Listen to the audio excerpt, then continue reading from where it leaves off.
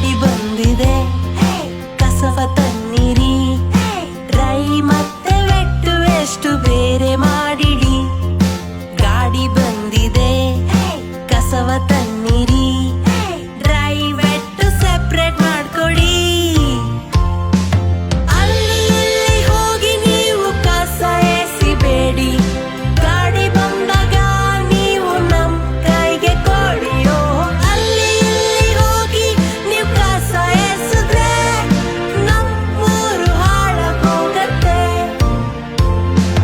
Dry waste ಇಲ್ಲಿ ಕೊಡಿ, vet waste ಇಲ್ಲಿ ಕೊಡಿ, ಬಾಕ್ಸ್ ಒಳಗೆ ಊಟ ಇದೆ ಖಾಲಿ ಮಾಡ್ಕೊಡಿ.